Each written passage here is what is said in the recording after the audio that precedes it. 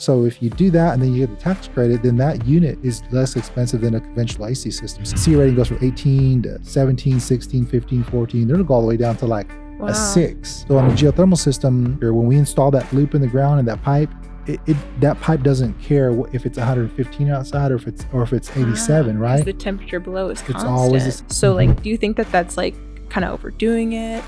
Yeah, as far as installing a geothermal system in a house like that, like a 2,000 roof house. Hey everybody, and welcome back to the Excel Geothermal podcast. I'm Alex. I'm Roy Schar's daughter.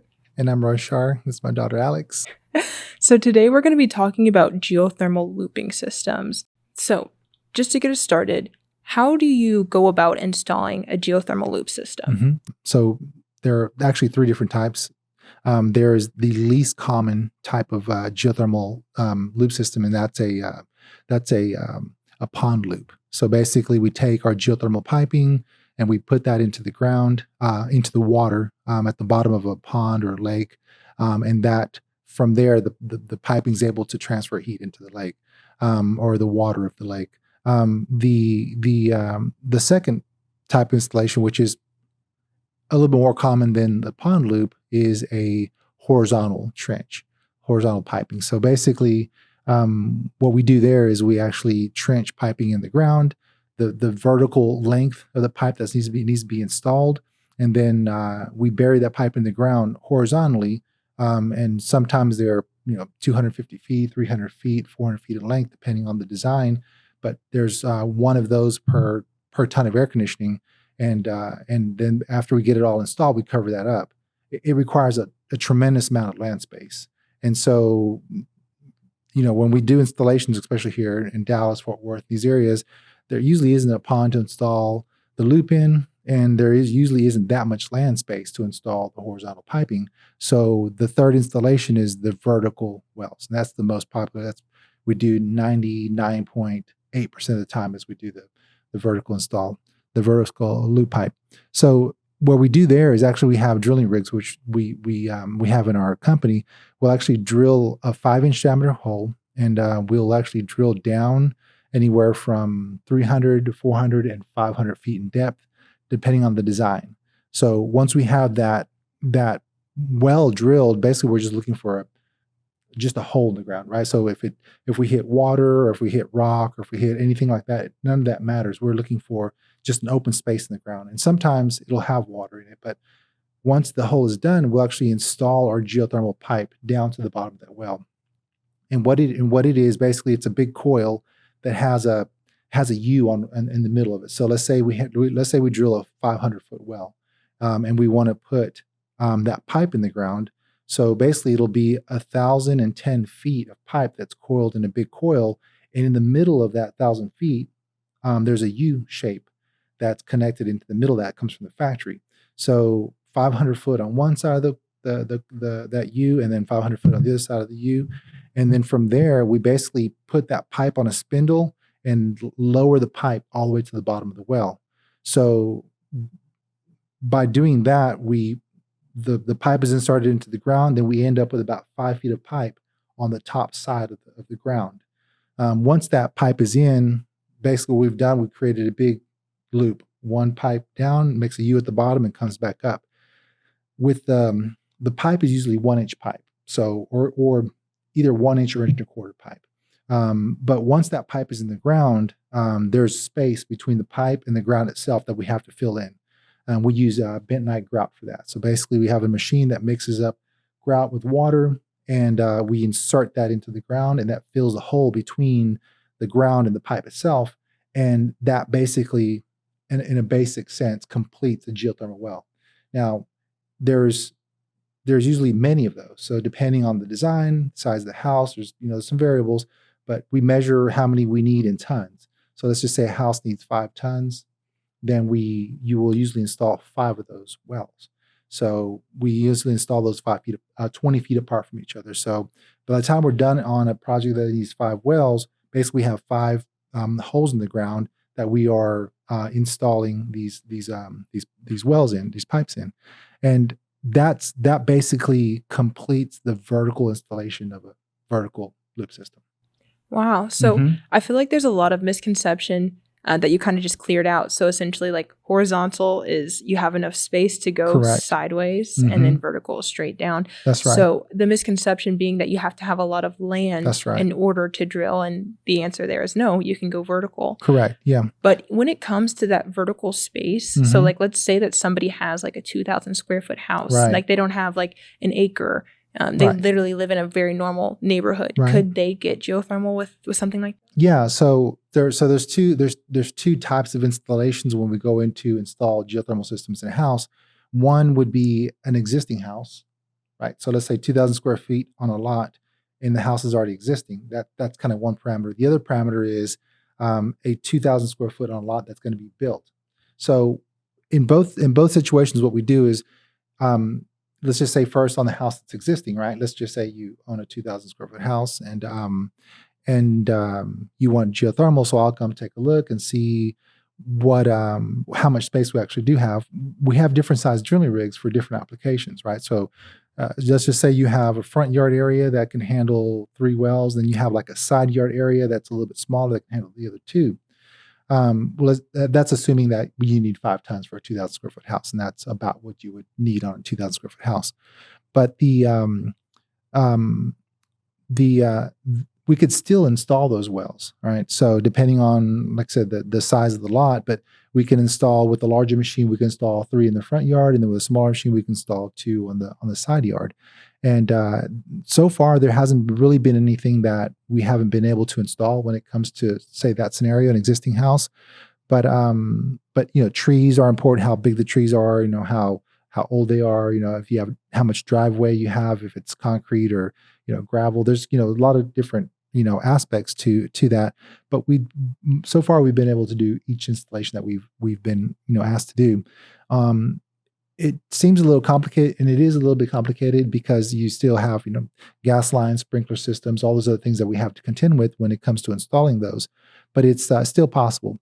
The new construction aspect is probably what we do the majority of. Let's just say over 95% of our installations are in new construction. So the new construction, you have a lot, and someone's going to build a 2,000 square foot house, but the lot is completely vacant, right? There's nothing on it at all. So, and then we can go in freely with one of our large machines and map out our geothermal wells where we're going to put those in and then install them and do all of the installation with really no hindrance at all. So, wow, okay. Yeah. So a quick question just to get more clarification. So you said, like, let's say you had a 5-ton unit, Right. then you'd need possibly around five wells. Correct. So each well, you said, goes down between 300 to 500 feet. That's right. So, like, is there a certain amount of looping needed for each well, depending on the tonnage? Like, how does that? Exactly. Yeah. So that sometimes is a little bit of a complicated matter of how to calculate that. But when we do what we call a manual J calculation on a home, let's just say, again, your house, 2,000 square feet, you want a system, we'll do all the measurements, input that into a software, and that tells us how many tons of air conditioning. But then we take that same information, we put into another software, and that'll tell us how many loops we need. But typically the base amount of loop that we need is 250 feet of loop. So basically, let's say one well for a 2,000 square foot house with a minimal heat gain. Let's just say you have trees and you have some, good insulation and such. Say, 2,000 square feet, 5 wells. Typically, it'd be 250 feet. Now, we never drilled 250 feet. Back, I think when I first started in like 1997, somewhere around there was, people would drill them 250 feet. Sometimes the pipe wouldn't go all the way to the bottom. So those scenarios would make it where there would be less pipe in the ground than actually needed, and would actually cause some problems. So now what we do is our minimal standard base is 300 feet.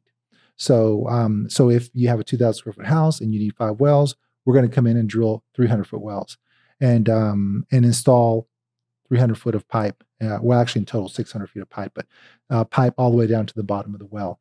And that's usually our base. And then from there, if the design says, okay, we need, more pipe, then we'll go deeper to 400 feet. And if it says we need more than that, then we'll go down to 500 feet. But that 300 foot is our minimal now. Okay. Yeah. So do you think that it could be like overkill to do an install like this, like Right. just a typical, like I believe the Dallas like standard American home is like Right. 2,000 square Somewhere feet. around there, correct? Yeah. So Mhm. like, do you think that that's like kind of overdoing it? Yeah, as far as installing a geothermal system in a house like that, like a 2,000 square foot house, no, I don't think so. So, and I don't say that because I want everybody, to install a geothermal system right Yeah, now. sure. Say, You're yeah, like, everybody, hey, everybody get one yeah, of let's go, these. yeah. I mean, it'd be good because I think that the more people install a geothermal system, the less energy is needed from the power grid that we have right now. Sure. And if you can reduce the demand on the power grid, then you can reduce a lot of problems. Yeah. So, The but electricity bills lately yeah, are crazy. right, exactly, yeah. But if you think about it, say you have a unit right now, a regular AC unit, whatever brand it is, Carrier, Train, Lennox, whatever that is, Ream, whatever it might be.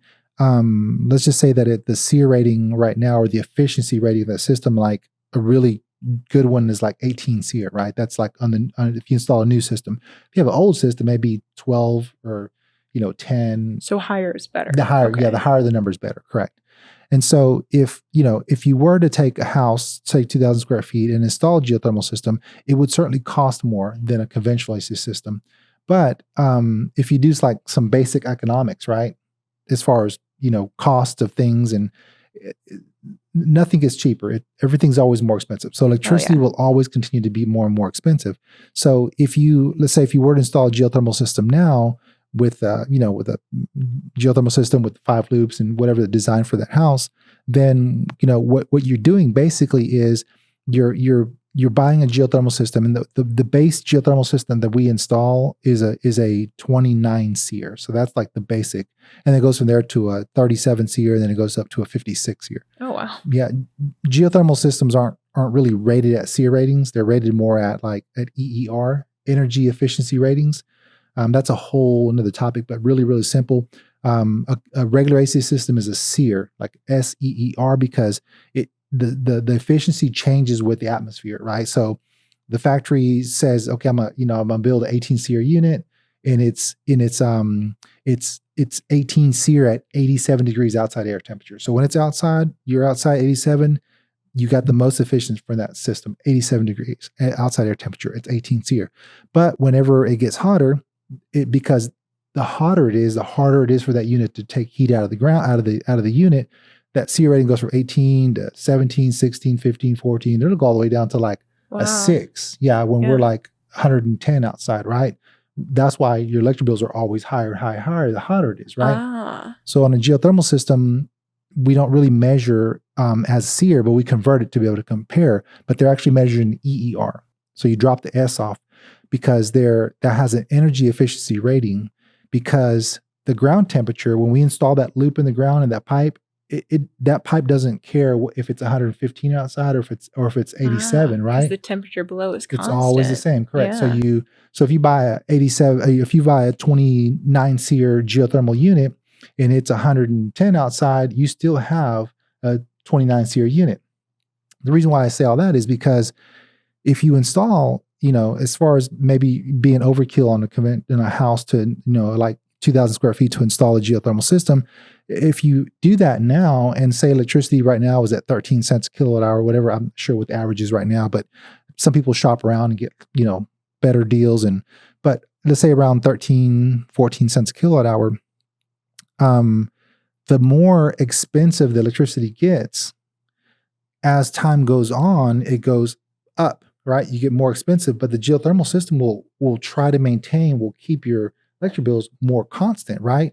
So, 2 years from now, 5 years from now, 10 years from now, when we're paying triple, and I don't think that's really far away, triple the amount of electricity. If your electric bill is $300, I would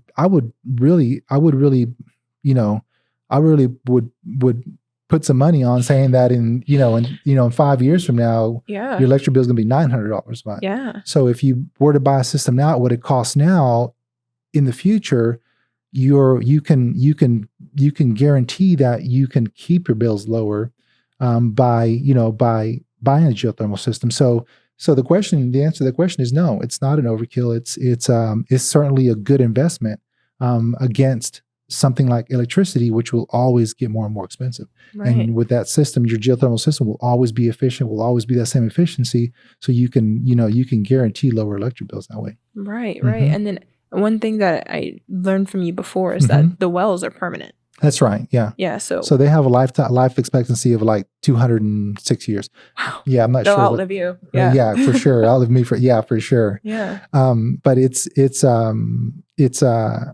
I don't know how they come up with that number 206, but it's basically high density polyethylene plastic in the ground.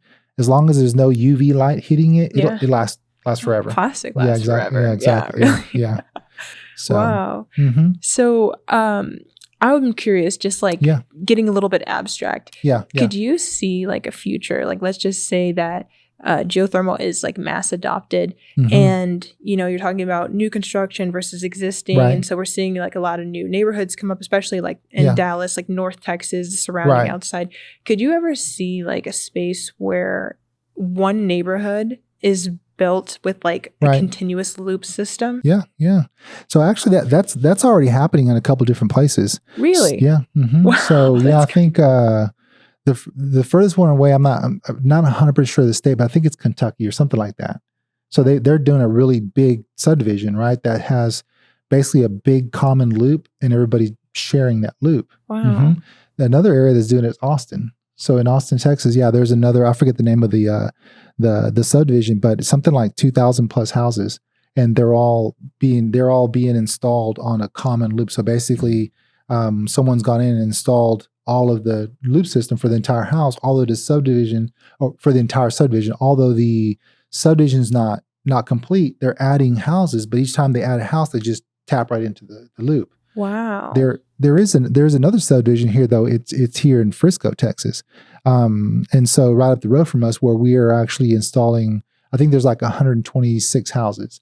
And so they're all going to be geothermal.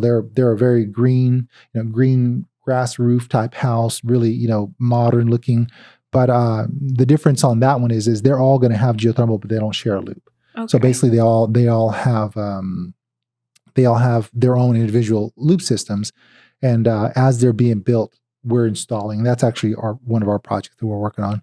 That we're actually installing the geothermal loop as it's being installed. The houses are being built. Would you see like a benefit? Like, does it take away for everybody to have like their own individual loop system versus like everybody sharing one?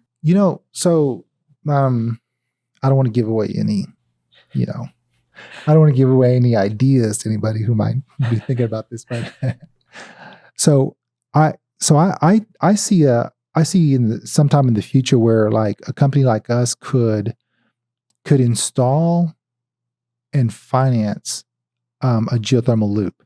Actually, I think there are some companies that might do that. I think, but so basically, we could install the loop and finance it, right, to the HOA or something like that, and each home would just pay like a small fee. Like if their HOA fees are like, $80. I think my house is like $80. But if it's like $80, then then maybe it's like $100, right? And then that $20 goes to pay for the geothermal loop over time. But then the homeowner pays only for the installation of the unit itself. So the unit and the ductwork and all that. So that would make it where the geothermal system basically, with after the tax credit and all that, it's like it costs like a fraction of what it would normally cost with the loop. Right. Didn't you mention that the cost of installing the wells is like the majority That's of the biggest expense, yeah. Yeah. So that cuts down the cost tremendously. Tremendously, correct. Yeah. Yeah. And so then, the owner of that loop would get paid over time, but it would make it more affordable for homeowners. Wow. Yeah. Wow. Imagine if that was like a mandate. Like, right, it should there'd be so much geothermal everywhere. Yeah. So there's other states. Texas doesn't have that right now, but there's other states that, like, I know it's in New Mexico, although there's a lot of people who live in New Mexico, and there's not a lot of people who install geothermal systems in New Mexico, but the state will actually pay for the geothermal loop.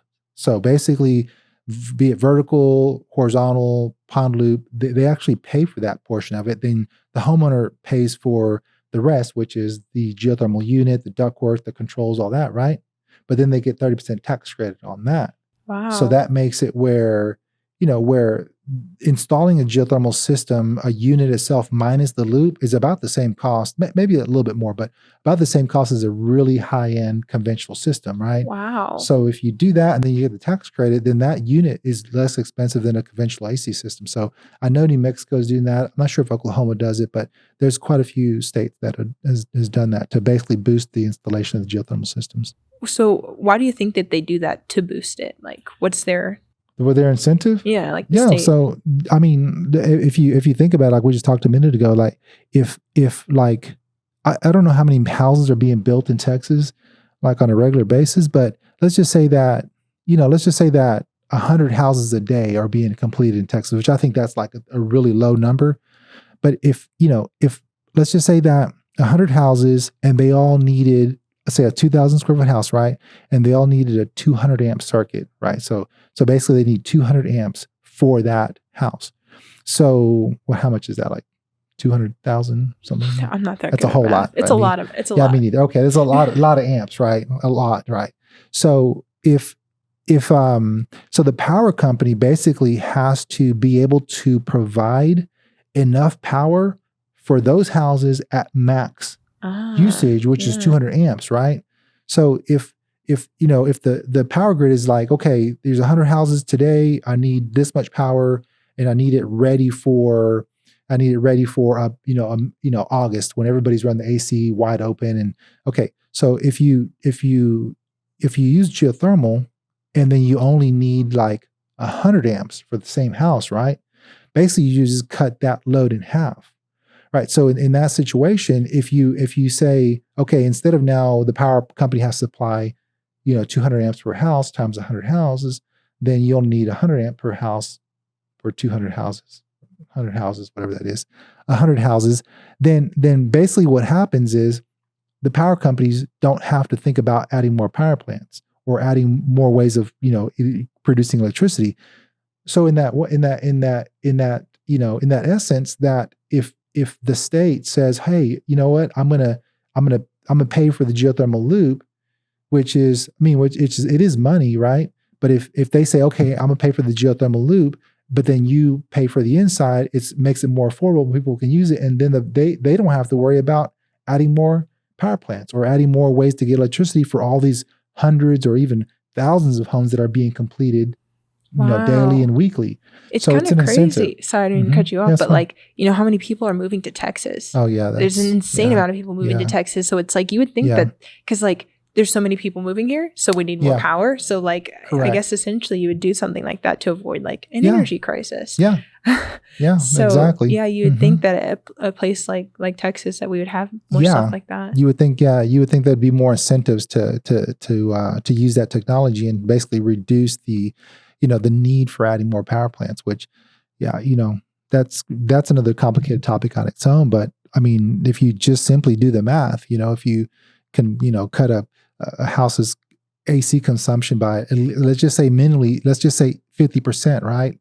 Not thinking that you can do more than that, but if you can cut it down by 50%, the air conditioning system in a home uses at least it's about 80% of the consumption of that house. So wow. Yeah. So if you got 100% usage of electricity, 80% is your air conditioning system. If you can cut that down by 50%, let's get it down to 40, then I mean that's just simple math without really having to get into the technical aspect of how many power companies can supply how much electricity, all that kind of stuff like that. So yeah, it would really help a lot. Wow.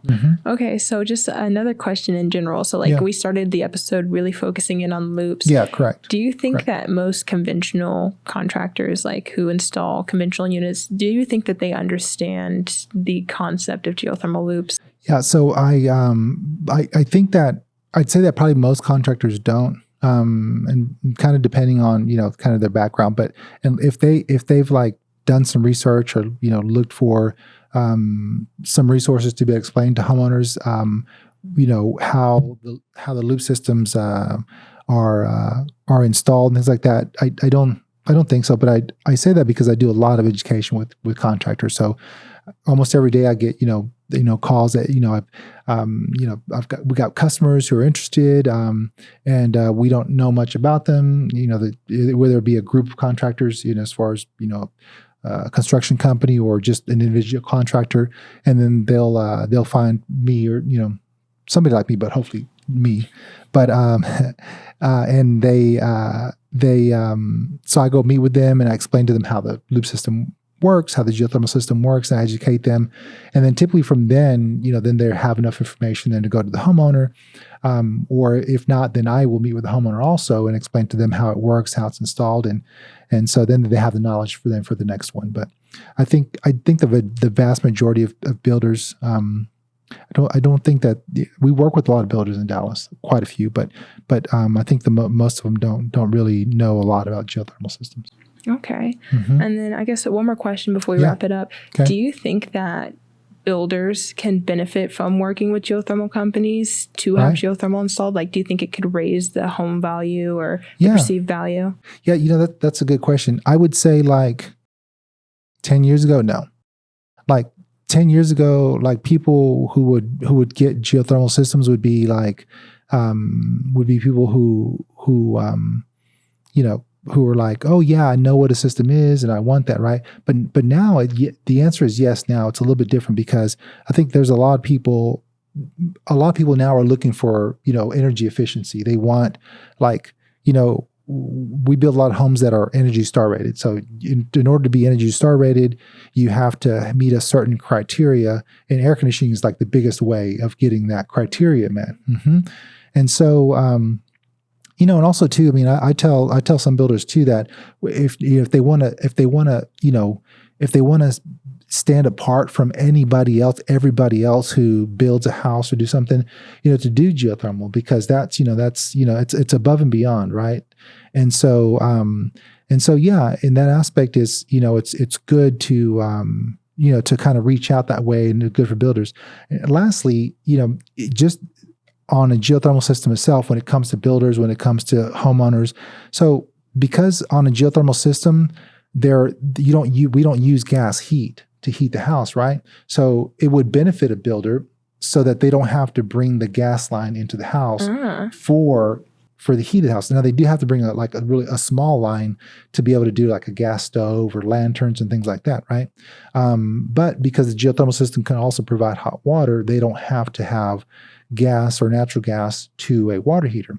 Then also too, when you have when you have some homes, there might be some homes that have 2 AC units, 3 or 4 or 5 AC units. And so you have to put those outside units somewhere, right? So nowadays, the lots, because, there's so much growth and, some of these areas are really grown out as far as Plano and all, Frisco, there's not a lot of space left. So the houses are getting larger on the same size lots, and there's not as much space as there used to be. So because you don't have to, on a geothermal system, you don't have to have the outside unit. You don't have to place those anywhere. So it makes it easier for the builder to be like, okay, let's just, let's expand the house out and do what we've got to do. But, we don't have to find a place for 5 condensing units, no 5 outside units. So that, that really is a benefit for the builders as well. And also too, just, power consumption. So if you're building, especially if you're building a house where there's no natural gas, right? So typically with a regular air source heat pump, you have to have electric heat to heat the house. And so with the geothermal, you don't have to have electric heat because it doesn't need a heat source to be able to produce heat. And so that means that the power coming into the house is smaller. The usage of the electricity and the installation, all that costs less on the electrical side. So that, that would help builders also by not having to have those additional costs, and then making the geothermal a little bit more affordable. So, wow. Yeah, so it's kind of like a win-win in that.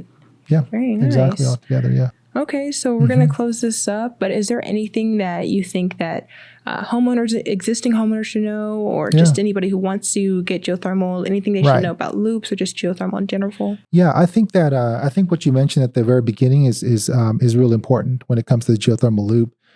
Understanding how it's installed and all that is important, but just knowing that there is a way, right?